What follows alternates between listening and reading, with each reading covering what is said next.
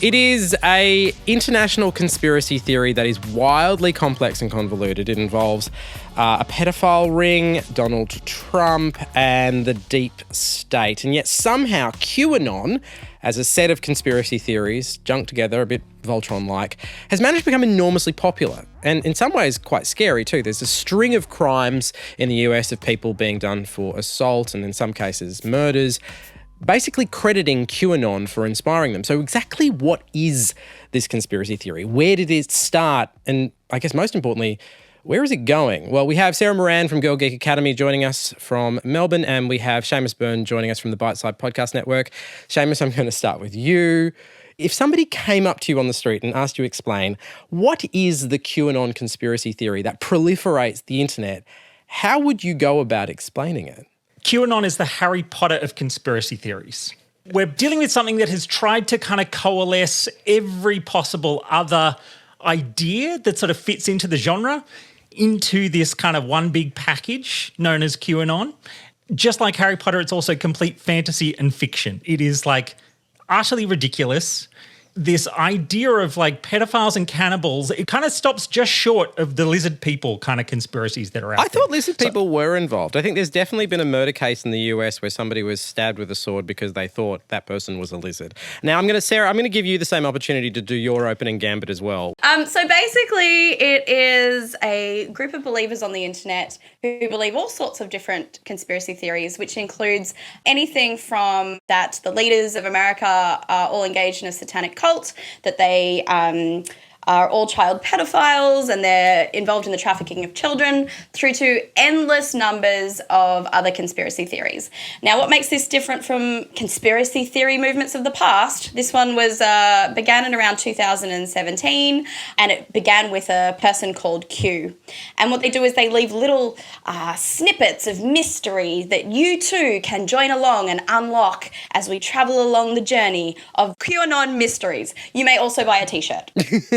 Yeah, there's a surprisingly large amount of merch, which of course we know because QAnon pops up in protests a lot around the world as well. So, Seamus, take me back to 2017. This person named Q initially starts posting on an image forum, quite an infamous image forum known as 4chan. What were the sorts of things that started this all off? The kind of Q drops or Q breadcrumbs, sort of depending on, which kind of person's throwing this stuff around, they started actually very specific. And this is where the whole thing falls apart so quickly. And I think it's so important for people to look at this stuff as kind of carefully as they can because a lot of people are starting to believe it.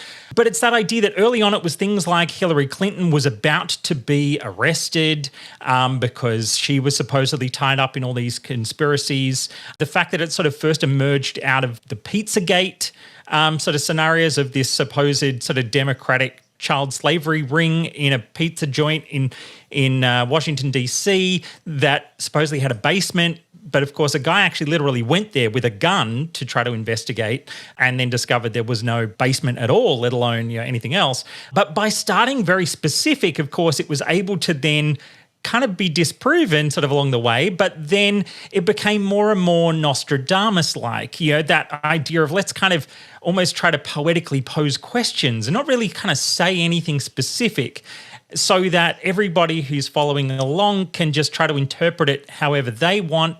Some of the specific things related to Kim Jong-un is a CIA asset. JFK Jr. is still alive.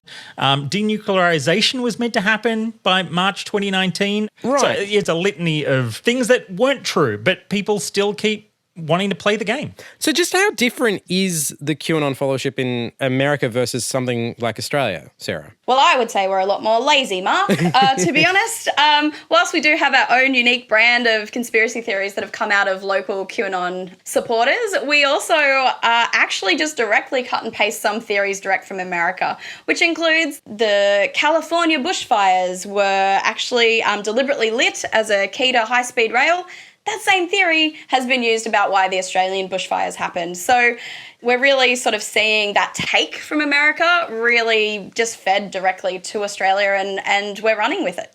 Among the listenership of this show, there'd be people that have probably bought into some of these conspiracy theories. What I'm curious about, Seamus, is what would you say to that person? I would ask them about why they sort of are putting up, messages that they actually don't know the source of on a Facebook group or, some account that they follow on some other service, why they're giving that more credence than checking the kind of Wikipedia version. And I always love this about Wikipedia. People often denigrate it, but it's like you go to the talk page if you really want to see how much work is done to decide what should or shouldn't be validated and going onto a Wikipedia page. Looking at the talk pages can lead you to so many really useful research links that are hiding behind the scenes of kind of what has been compiled there. Why not use that as a way to go and double check things? Or why would you not believe what Snopes has to say about these sorts of things, given its very long track record in this space?